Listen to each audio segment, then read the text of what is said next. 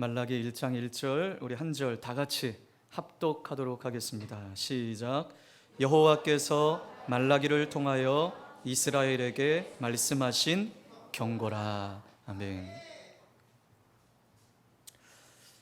여러분, 순살 아파트라는 말을 들어보셨습니까? 지난달 말에 모 아파트 지하 주차장에 철근이 누락된 그러한 사태가 있었다라고 하는 뉴스를 접하게 됐습니다. 다시 말해서 기둥에 철근을 빼고 콘크리트만 부어서 아파트를 세운 거예요. 그래서 이러한 의미로 뼈 없는 치킨, 이것을 비유해서 뼈 없는 그 치킨, 그것 순살 아파트. 참 사람들이 말을 만들어내는 거 보면 너무 재밌습니다. 이 순살 치킨에 빗댄 이 순살 아파트, 한편으로 우습기도 하지만 너무나 가슴 아픈 그러한 말입니다. 이런 부실공사 얘기는 우리나라 안에 어제 오늘의 이야기가 아닙니다.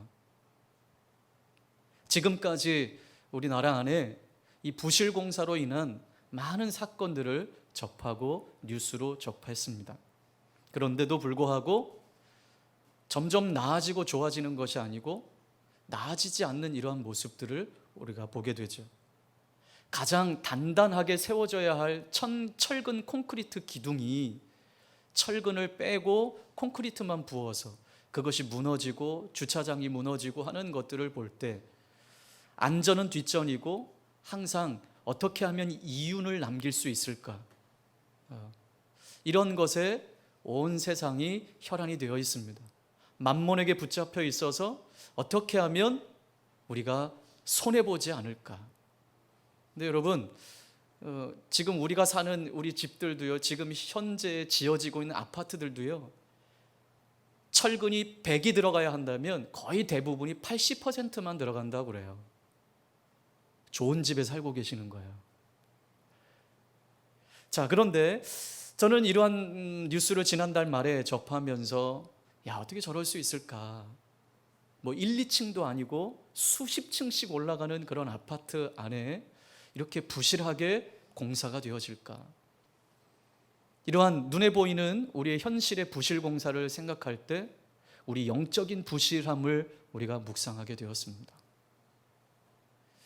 외형적으로 볼 때 우리 한국교회는 폭발적으로 성장했습니다. 지난번에도 함께 나누었던 것처럼 세계에서 유래를 알지 못한 그런 유래가 없는 대형 교회들이 우리나라에 있습니다. 그런데 안타까운 것은 외적으로는 성장하고 숫자적으로는 성장했지만 하나님과의 관계가 깊어지지 않고 올바르지 않은 모습을 우리가 많이 보게 됩니다. 하나님과의 올바른 관계 아래에서 우리의 영적인 집이 세워지지 않고 있다는 것입니다. 마치 철근이 없는 기둥과 같이 믿었다 치고 위에 우리의 믿음을 세워가고 있어요. 무슨 말입니까? 교회에 나는 모태신앙이고 또 10년, 20년 예수님을 믿었기 때문에 나는 당연히 천국 가는 줄 알고 있어요. 단 한 번도, 인생에 단 한 번도 예수 그리스도의 십자가를 경험해 보지 않고 나는 교회에 출석을 잘하고 예배도 잘 드리고 봉사도 열심히 하고 있으니 나는 당연히 천국에 갈 거야 라고 생각하는, 그래서 믿었다 치고 나는 예수님 잘 믿는 거야, 믿었다 치고 위에 우리의 영적인 집을 지어가고 있는 부실함을 오늘 우리는 보게 됩니다. 여러분, 우리는 어떻습니까? 믿었다 치고 그건 우리 생각이에요. 예배에 부실하는 심각한 현실 앞에 놓여 있습니다. 아무런 감동도 없고 아무런 기대감도 없이 예배당에 나와 앉아 있습니다. 그리고 형식적이고 무의미한 예배를 우리는 수도 없이 예배를 드리고 있습니다. 여러분, 이렇게 예배의 부실화와 우리 영적인 부실함이 있으면 여러분 반드시 우리의 삶도 부실하게 되어 있습니다. 왜냐하면 우린 영적인 사람들입니다. 그래서 범사가 잘됨 같이 네 영혼이 잘 된다라고, 영혼이 잘 되기를 원한다고 성경은 말하고 있습니다. 여러분, 우리의 영적인 부실함이, 우리의 영적으로 우리가 무너져 있으면 반드시 우리의 삶도 무너지게 되어 있습니다. 철근 콘크리트로 지어진 기둥이 아니라면 반드시 무너지게 되어 있습니다. 여러분, 이런 영적인 부실함은요, 작은 충격에도 무너지게 되어 있습니다. 그렇게 믿음이 좋은 것 같은데, 그렇게 신앙이 좋은 것 같은데, 어떤 조그마한 상황이라든지 어떤 환경이라든지 관계라든지 이런 것들을 통해서 우리는 쉽게 무너질 수 있다는 거예요. 여러분, 부실공사로 지어진 그 건물이라면 어떻게 하면 좋을까요? 그냥 보수공사하고 손을 보는 것으로 끝나면 될까요? 아니요. 완전히 허물고 지어야만 완전하고 안전한 아파트가 되고 집이 될 수 있을 거라고 생각을 합니다. 여러분, 조그만의 이윤을 남기기 위해서 철근을 빼고 건물을 지었는데 만약에 이것이 부실공사로 인해서 무너졌다면, 그것을 다시 허물고 지은다면 여러분 얼마만큼의 손해를 볼 수 있겠습니까? 마찬가지로 우리 신앙도 믿었다 치고 위에 우리의 신앙을 쌓아가는 것이 아니라 예수 그리스도의 십자가를 믿는 참된 신앙 위에 우리의 믿음을 세워야 될 줄 믿습니다. 하나님과의 올바른 관계 위에 우리의 신앙을 쌓아 올려가야 할 것입니다. 여러분, 우리의 신앙은 관계예요. 관계. 하나님하고의 관계예요. 근데 우리는 이 하나님과의 관계가 제대로 되어 있지 않아요. 하나님, 내가 이거 기도했으니까 다 들어주셔야 돼요. 안 들어주셨네. 마음이 상해. 이건 관계가 아니에요. 여러분, 우리의 신앙은 하나님과의 관계입니다. 예수 그리스도를 만나고 그 하나님과 교제하고 살아가는 신앙이에요. 여러분, 그래서 많은 이들이 이런 우스갯소리를 합니다. 어떤 드라마나 예능이나 또 현실 속에서 결혼한 사람들, 이제 막 결혼하고 뭐 신혼들, 그리고 1년이 지나고 2년이 지난 그런 사람들에게 이렇게 묻습니다. 결혼하니 어때? 그러면 여러분 뭐라고 대답하는 소리를 많이 들으셨나요? 나는 너무 좋아. 난 결혼이 이렇게 좋은 줄 알았으면 더 빨리 결혼할 걸 그랬어. 이렇게 말하는 사람들 내가 별로 많이 보질 못했어요. 어떤 드라마나 예능이나 또 현실 속에서 대부분, 야, 너는 결혼하지 말고 혼자 살아. 물론 이게 우스갯소리로들 그렇게 이야기하겠죠. 저 결혼하니 어때? 야, 너는 혼자 살아. 어때 우리 김동현 형제? 이렇게 내가 질문한 자체가 어때, 결혼하니 어때요? 너무 좋습니다. 이게 빨리 대답이 빨리빨리 크게 안 나오네. 네. 여러분, 좋은 게 당연한데요. 왜 많은 사람들이 이렇게 사랑하는 사람을 만나서 너무 좋아서 연애하고 또 너무 좋아서 결혼을 했습니다. 그런데 시간이 흐르면서 자꾸 간섭받는 것 같고 제약이 많아 불편하다는 생각이 들고 지금까지는 혼자 살면서 혼자 결정하고 혼자 무엇인가를 했는데 이제는 함께, 내가 살고 싶은 대로 살 수 없고 함께 해야만 하고 함께 의논해야 하고 배우자와 함께 이야기해야 하고 결정해야 하는 이러한 현실 속에 그동안 살아왔던 삶의 패턴이 다 다르고 성격도 다른 이들이 함께 가려고 하니 여러분 이제 트러블이 생기기 시작하는 거죠. 그런데 여러분 기억하세요. 결혼은 연애와 달라요. 결혼한 부부는 연애할 때와 전혀 다른 방식으로 살아가는 법을 새롭게 배워야 하는 것이에요. 의사소통도 그렇고 무슨 일이든지 함께하는 법을 배워가는 게 부부이죠. 여러분, 이것이 신앙생활에도 적용하는 것이죠. 신앙생활도 마찬가지입니다. 신앙을 갖는다라고 하는 것은 남녀가 결혼하는 것과 같아요. 이제부터는 매사에 하나님과 함께, 하나님께 묻고 듣고 함께 살아가는 것입니다. 그런 신앙생활이 처음에는 너무 기쁘고 즐거웠어요. 예수님을 만나고 그분과 함께 교제하는 것이 너무 기쁘고 즐거웠어요. 그런데 시간이 갈수록 자꾸 우리 마음이 변해가는 것 같습니다. 자꾸 걸리는 부분들이 생기기 시작합니다. 불편한 일들이 생기기 시작합니다. 간섭받는 듯한 느낌이 들기 시작합니다. 이것도 하지 마라, 저것도 하지 마라. 왜 이렇게 하지 말라는 것이 많은지, 이거 해라, 저거 해라, 왜 이렇게 하라고 하는 것은 많은지. 근데 여러분, 하나님을 만나고 주님을 만났을 때 우리가 그 기쁨과 즐거움 안에 있을 때는 이런 것이 하나도 문제가 되지 않았어요. 그런데 우리 마음이 변하기 시작하고 우리의 마음이 식어지기 시작할 때 간섭받는 듯이 자꾸 불편한 일들이 생기기 시작하는 것이죠. 그렇다고 예전처럼 자기 주장을 하려고 한다면 하나님과의 관계는 깨어지게 될 것입니다. 그래서 주님도 에베소 교회 성도들을 향해서 이렇게 말씀하셨습니다. 우리 한번 이 구절은 찾아봅시다. 요한계시록 2장 4절 5절입니다.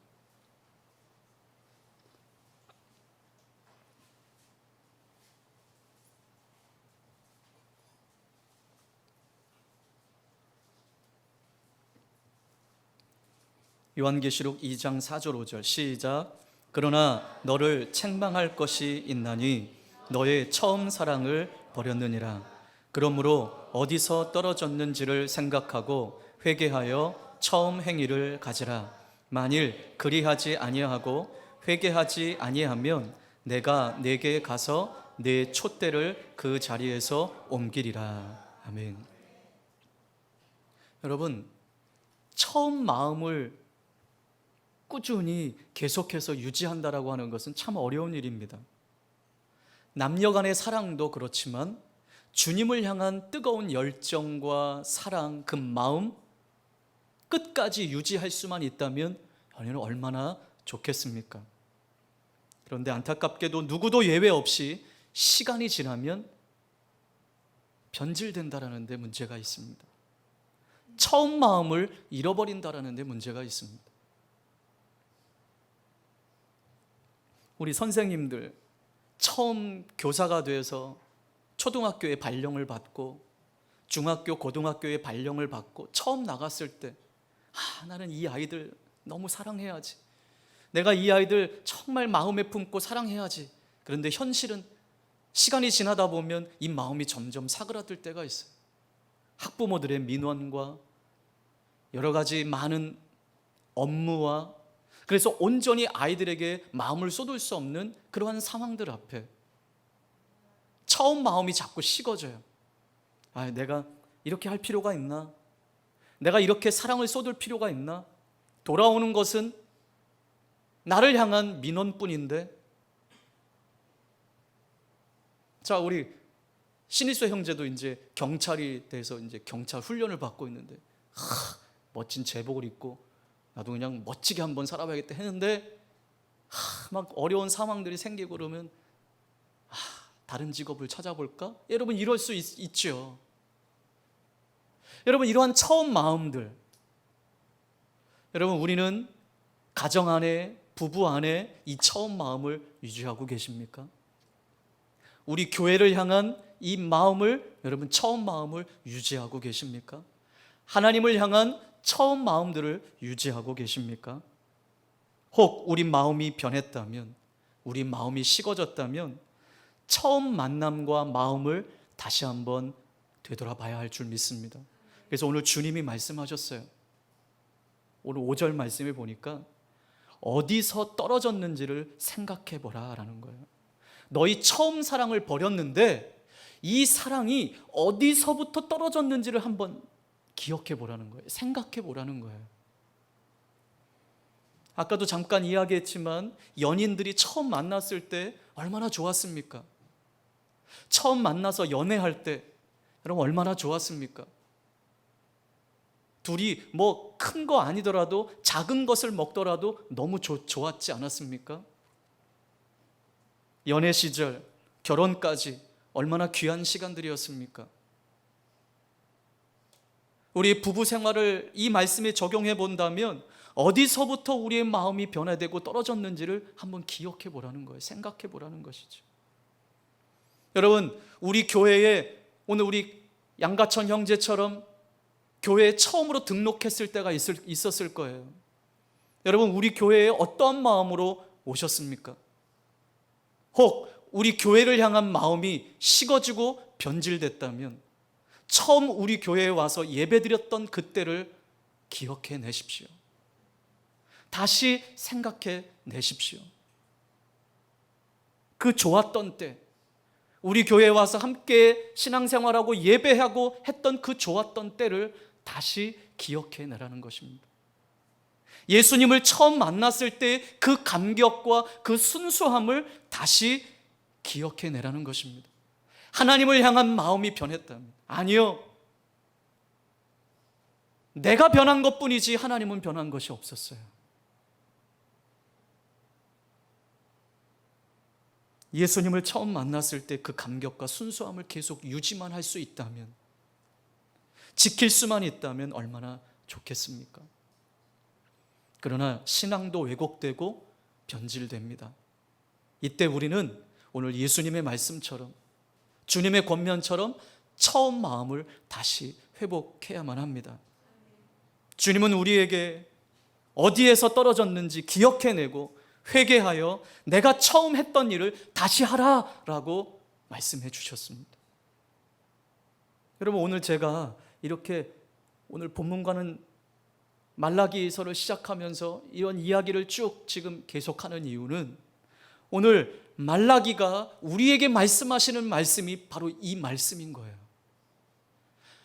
많은 성도들이 말라기 그러면 11조만 생각합니다. 왜 11조 안 하느냐 이런 생각만 합니다. 그러나 여러분, 그거는 아무것도 아니에요. 말라기가 오늘 우리에게 보여주는 것은, 오늘 우리에게 말씀하시는 것은 하나님을 향한 거룩한 삶과 하나님을 향한 열정을 다시 회복하라라는 말씀입니다. 본래의 자리로 다시 돌아가라라는 말씀입니다. 본질을 회복하라라는 말씀이 말라기서의 말씀입니다. 저는 이번 달 8월 달 달력을 이렇게 7월 달 달력을 뜯으면서 8월 달 달력을 보면서 그 주제 성구가 오라 우리가 여호와께로 돌아가자. 여러분, 지금 우리 교회가 몇 주 동안 계속 나누었던 그 말씀의 요지는 여호와께 돌아가자 아니었습니까? 그러면 우리가 왜 계속해서 1월부터 지금 8월까지 이러한 같은 맥락의 말씀을 나누고 있는 것입니까? 우리가 다시 새롭게 되기를 원한다는 거 아니겠습니까? 우리가 새롭게 된다는 것은 어떤 외부적인 상황과 환경을 통해서 되는 것이 아니라 하나님께만 소망이 있는 거예요. 그래서 하나님께 돌아가야 한다는 것이죠. 말라기서가 오늘 우리에게 말씀하시는 말씀이 바로 이 말씀이에요. 동일한 말씀들이에요.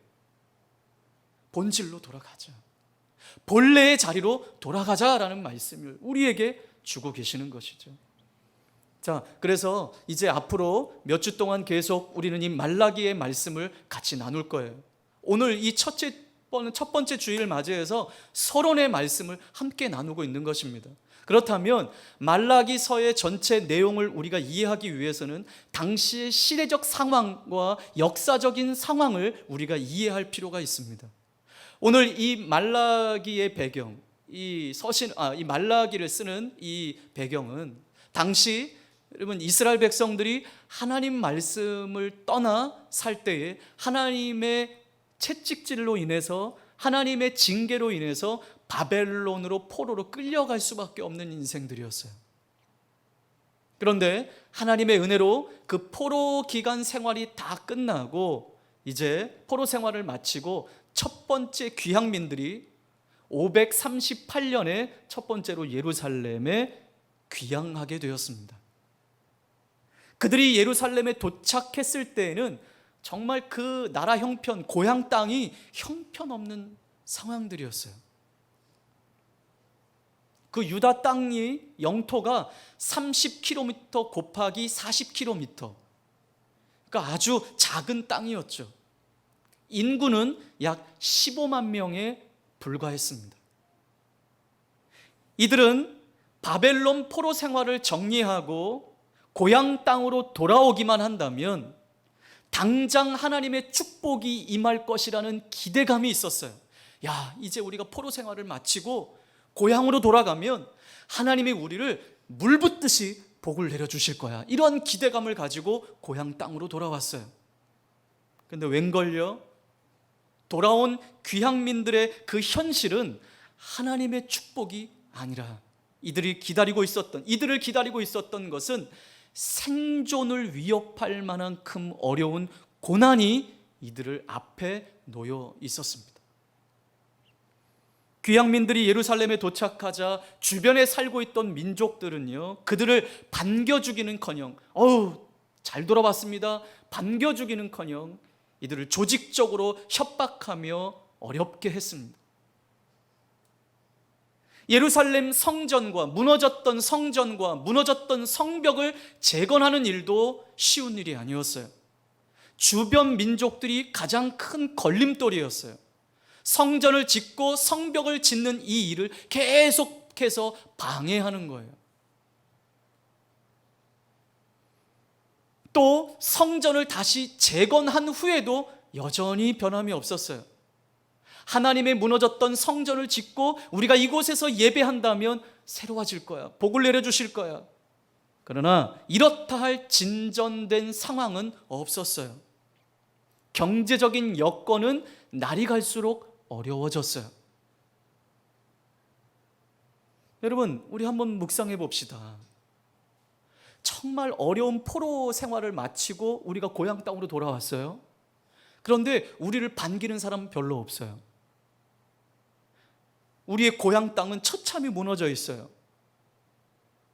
다시 성전을 짓고 성벽을 재건하고 뭔가를 다시 새롭게 하면 하나님이 우리를 더 큰 은혜와 축복으로 채워주실 것이라는 기대감을 가지고 그렇게 했는데 아무런 변화가 없는 거예요.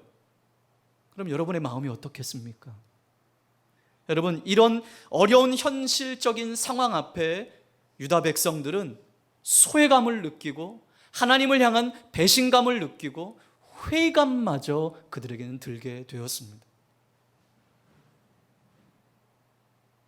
우리도 열심히 봉사하고 예배하고 헌신하고 우리 교회를 위해서 이렇게 섬기고 했는데 나아지는 상황이 별로 없다. 가정이나 교회나 우리의 삶의 현장에 내가 기대했던 것만큼 뭔가 나아지는 상황이 없다.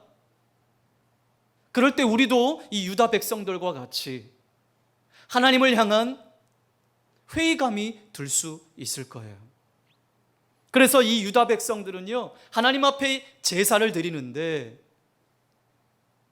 눈먼 제물을 드리는 거예요. 저는 제물들을 드리는 거예요. 예물을 드리기는 드리는데 눈멀고 저는 제물을 드려요. 그리고 결혼 언약을 깨고 이방인들과 결혼을 해요. 심지어는 11조와 헌물은 아예 드리지도 않습니다. 11조와 헌물을 드리지 않아서 제사장들이 생활할 수 없는 지경에까지 이르렀습니다. 여러분, 제가 지금 말씀드린 이 내용이 말라기에 나오는 모든 내용들이에요. 지금 이스라엘 유다 백성들의 현실이 지금 그래요. 돌아왔는데 상황이 바뀌는 거 없어요? 그리고 마음이 무너져요? 회의감마저 들어요? 하나님 앞에 예배하는 것이 형식적이에요? 하나님을 만홀히 여겨요? 이런 이유 때문에 말라기는 다시 하나님의 심판을 선포하지 않을 수 없었습니다. 그래서 오늘 우리가 함께 읽은 1절 말씀이 이렇게 시작하는 거예요. 다시 한번 읽어볼까요? 시작.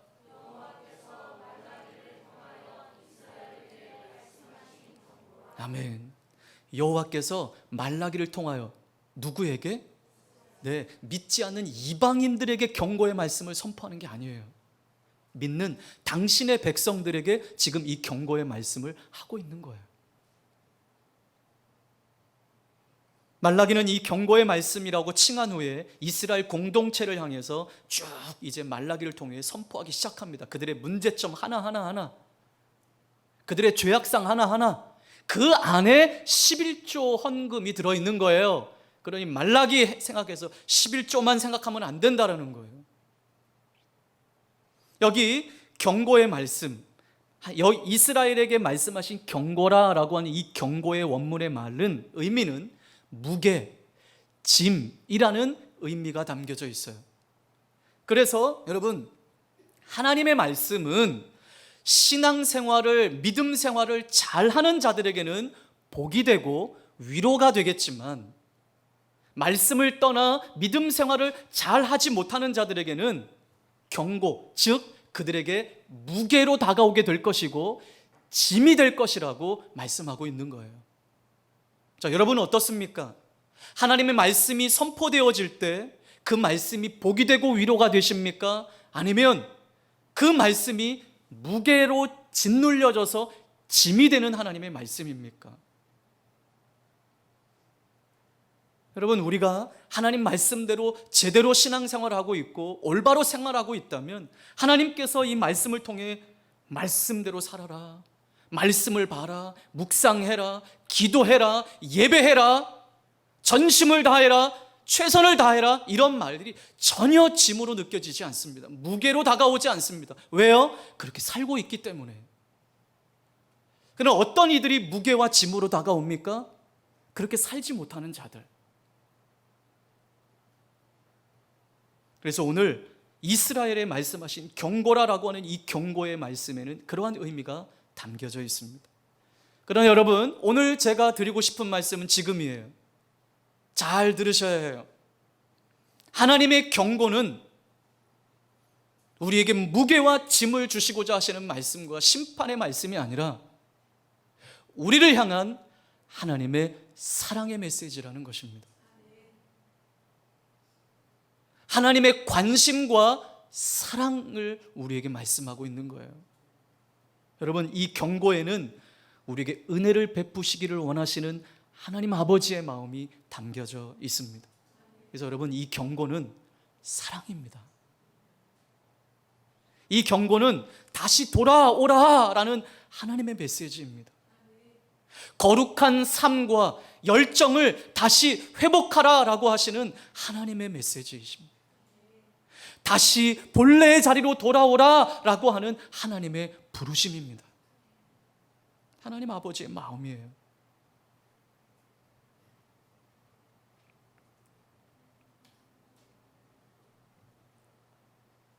여러분, 오늘 이스라엘 백성들이 그렇게 하나님 앞에 다시 하나님의 부르심을 따라서 고향 땅으로 돌아와서 이제 뭔가 하나님께서 우리에게 새 일을 행하시겠구나, 복을 주시겠구나 했는데 상황은 전혀 나아진 것 없어. 그들이 회의감을 품고 그들이 첫 번째 했던 하나님을 향한 물음이 무엇인지 아십니까? 하나님 변하셨습니까? 이 질문이에요. 말라기가 오늘 그것을 말씀하고 계세요. 이러한 상황들 앞에 유다 백성들이 하나님께 질문했던 그 물음은 하나님 변하셨어요? 다시 말해서 하나님은 우리를 사랑하시지 않는가 봐. 이것이 그들의 마음이었어요.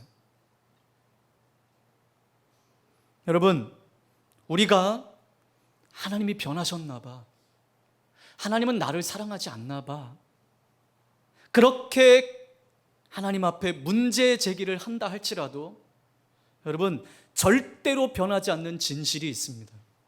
그것은 하나님께서 나를 너무나도 사랑하신다라는 것입니다.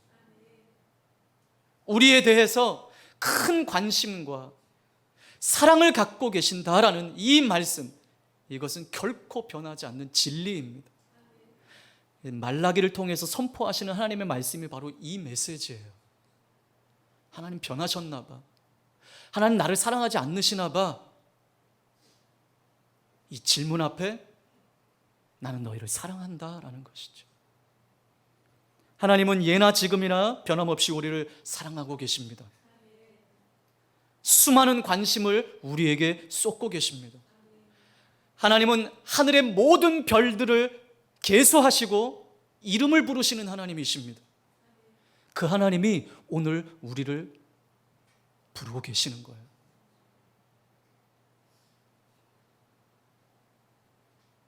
하나님은 우리를 만지시는 분이시고 우리를 회복시키시는 분. 여러분, 지금까지 우리 계속 그 말씀을 나누고 있지 않습니까? 그 하나님께로 돌아갈 때 우리에게 소망이 있는 것입니다. 이제 앞으로 우리 말라기를 대할 때 우리 이 말씀을 기억하며 말라기를 묵상하기를 원합니다. 우리에게 주시는 하나님의 음성을 듣기를 원합니다. 이 하나님의 사랑 앞에서 하나님을 향한 우리의 마음이 예전과 같지 않다면, 우리 교회를 향한 마음이 예전과 같지 않다면, 우리 성도들 지체들 간에 서로에게 향하여서 마음이 예전과 같지 않다면, 여러분, 외부적인 상황에서 문제를 찾기 이전에, 무언가를 탓하기 이전에, 여러분, 우리 말씀 앞에 우리의 마음을 다시 한번 돌아보기를 주님의 이름으로 축복합니다. 좋았던 때를 기억해 내십시오. 하나님을 만나고 하나님과 교제했던 좋았던 때, 우리 교회를 만나고 우리 교회와 함께 좋았던 때, 지체들을 만나 지체들과 함께 교제했던 좋았던 때. 그래서 우리는 주님의 말씀처럼 어디에서부터 잘못됐을까? 어디에서부터 주님께로부터 멀어졌을까? 어디에서부터 이러한 사랑이 떨어져 나갔을까? 다시 한번 되돌아보며 하나님을 향한 사랑과 관심이 식었는지 기억해내고 우리 주님의 말씀처럼 회개하며 돌아가야 할 것입니다. 본래의 자리로 돌아가야만 합니다. 그럴 때 우리는 소망이 있습니다. 하나님 우리를 사랑하십니다. 변함없이 사랑하십니다. 하나님 변하셨나요? 하나님 나를 사랑하시나요? 우리가 끝까지 우리의 상황 속에 그렇게 절규하며 부르짖는다 할지라도 하나님은 나는 한 번도 너희를 향한 사랑이 변한 적이 없다. 난 너희를 사랑한다 라고 하시는 그 주님의 사랑 앞에 귀를 기울이며 다시 주님께로 돌아가기를 예수 그리스도의 이름으로 축원합니다. 함께 같이 기도하겠습니다.